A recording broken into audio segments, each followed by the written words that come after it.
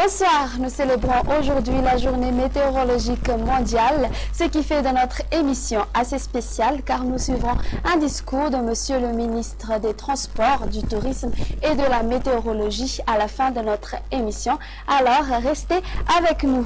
Aussi, dans le cadre de cette célébration, Météo Madagascar a organisé un grand événement qui a débuté hier et qui a pris fin aujourd'hui. Nous tenons donc à remercier tous ceux qui ont contribué à l'organisation de ce grand événement ainsi que tous qui ont participé. Tout de suite, l'image satellite Joanina est actuellement au stade de forte tempête tropicale. Elle est positionnée à 1340 km à l'est de Sainte-Marie avec un vent moyen de 100 km par heure et des rafales atteignant 145 km par heure. Elle se dirige vers le sud-sud-ouest à une vitesse de 7 km par heure. Les prévisions restent inchangées, c'est-à-dire Joanina ne touchera pas Madagascar.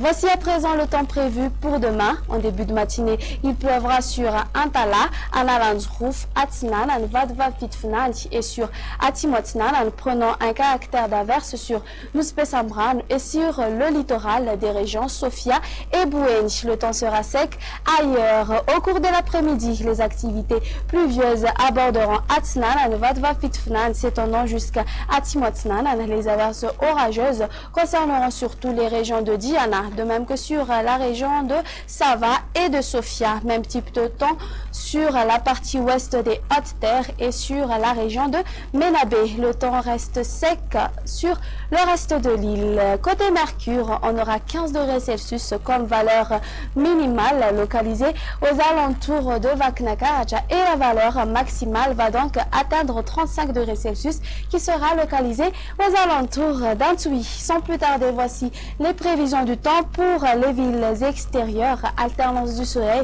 et des nuages sur Paris. Un très beau soleil s'imposera sur Milan et Nairobi. Temps pluvieux sur Johannesburg à caractère d'averse orageuse sur Bangkok. Alors, chez nos voisins, il pleuvra sur Maurice. Un temps ensoleillé sur Comores et La Réunion.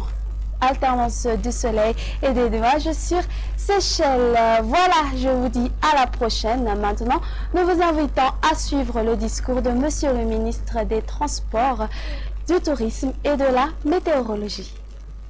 Nous célébrons aujourd'hui, 23 mars 2019, la journée météorologique mondiale. L'Organisation météorologique mondiale a choisi pour thème le soleil, la terre et le temps. Situé à près de 150 millions de kilomètres de la Terre et depuis 4,5 milliards d'années, le Soleil est la force vive qui détermine le temps et le climat ainsi que toute vie sur Terre. Il façonne nos humeurs, notre santé et nos activités quotidiennes.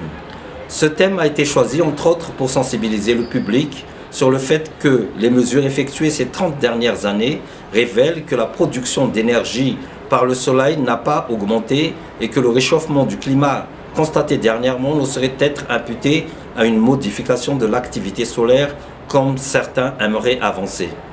La hausse des températures est déterminée par les gaz à effet de serre persistants qui sont présents dans l'atmosphère et dont les concentrations comme celle du dioxyde de carbone continuent de croître.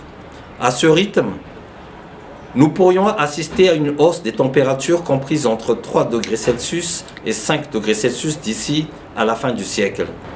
Ces valeurs sont bien supérieures à l'objectif fixé dans le cadre de l'accord de Paris sur le climat qui vise à contenir la hausse de la température moyenne en deçà de 2 degrés Celsius et à se rapprocher de 1,5 degrés Celsius.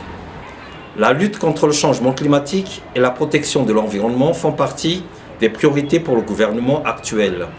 Recouvrir Madagascar de forêt pour en faire une île verte, mais plus une île rouge, est l'un des défis majeurs à relever par un reboisement obligatoire annuel de 40 000 hectares par 6 millions d'individus, faisant ainsi la reforestation l'affaire de tous. Le soleil constitue aussi une source d'énergie alternative qui peut être exploitée même par temps couvert afin de diminuer l'usage des combustibles fossiles, première source de gaz à effet de serre responsable du réchauffement climatique. Dans le monde entier, l'énergie solaire est en effet de plus en plus utilisée pour la production d'électricité propre. Récemment, le gouvernement malgache a lancé le programme Électricité pour tous à travers la vulgarisation des kits solaires qui permettra de réduire le coût de l'accès à l'électricité, mais aussi et surtout de contribuer à l'atténuation du changement climatique. Aussi, est-il crucial pour la météorologie nationale, au regard de sa mission fondamentale qui est de contribuer à édifier une société malgache résiliente, de bien comprendre l'influence qu'exerce le soleil sur les phénomènes météorologiques et climatiques.